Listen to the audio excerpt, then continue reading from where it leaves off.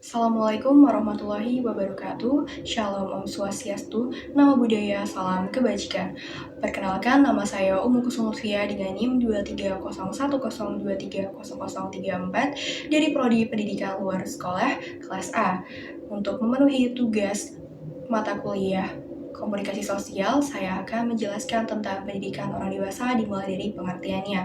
Pendidikan orang dewasa adalah proses seseorang yang memiliki karakteristik orang dewasa melakukan kegiatan pembelajaran dengan tujuan membawa perubahan terhadap pengetahuan, keterampilan, nilai-nilai, dan juga perilaku. Karakteristik orang dewasa terbagi menjadi 3, yaitu berdasarkan umur, berdasarkan psikologis, dan juga berdasarkan peran sosial.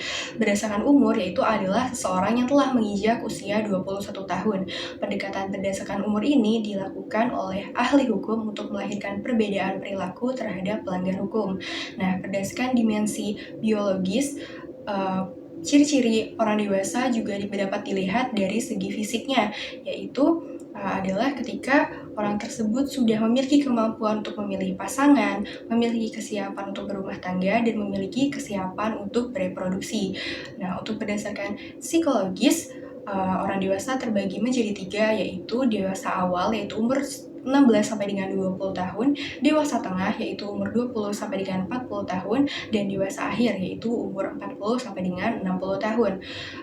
Berdasarkan dimensi ini, orang dewasa lebih ditekankan kepada kematangan individu. Kematangan individu terbagi menjadi 7 ciri-ciri, yaitu yang pertama, dapat dilihat dari minatnya yang selalu berorientasi kepada pekerjaan dan biasanya tidak terpengaruh oleh kepentingan atau perasaan pribadi.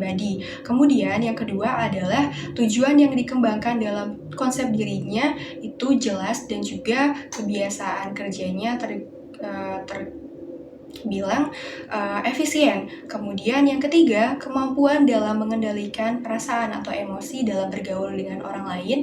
Yang keempat, memiliki pandangan yang objektif dalam memutuskan segala hal. Yang kelima, siap untuk menerima kritik dan saran yang membangun. Yang keenam, bertanggung jawab terhadap hal yang akan ataupun yang telah dilakukan.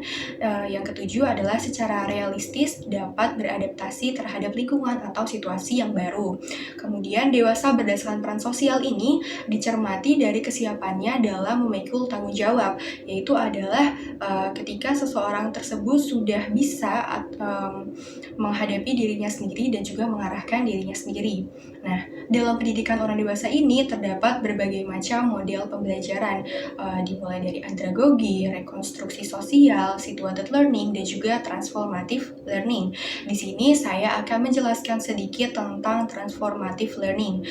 Transformative learning ini mendasarkan pada asumsi tentang perkembangan dan proses belajar orang dewasa.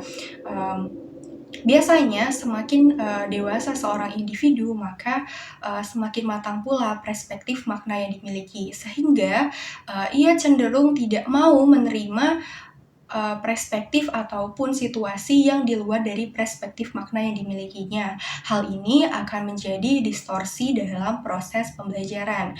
Nah, distorsi pembelajaran ini terbagi menjadi 3, yaitu distorsi psikologis, yaitu kondisi psikologis akibat pengalaman masa lalu baik secara psikis maupun secara fisik, dimulai dari cemoohan, kata-kata kasar, perilaku kasar, dan lainnya yang mengakibatkan tidak fungsionalnya orang-orang saat dewasa, misalnya adalah ketidakpercayaan diri.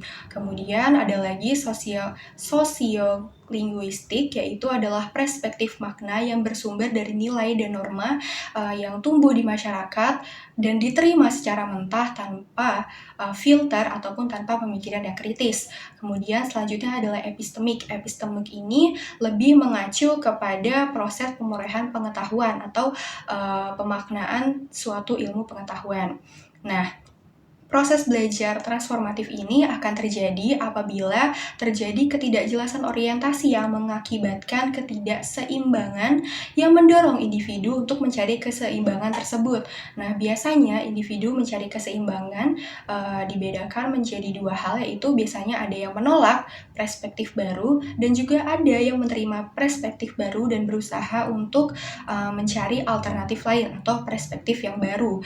Hal ini dinamakan dengan refleksi. refleksi yang kritis terhadap penilaian atau mencari alternatif yang kemudian diintegrasikan ke dalam struktur makna yang ada menjadi sebuah perspektif makna yang baru.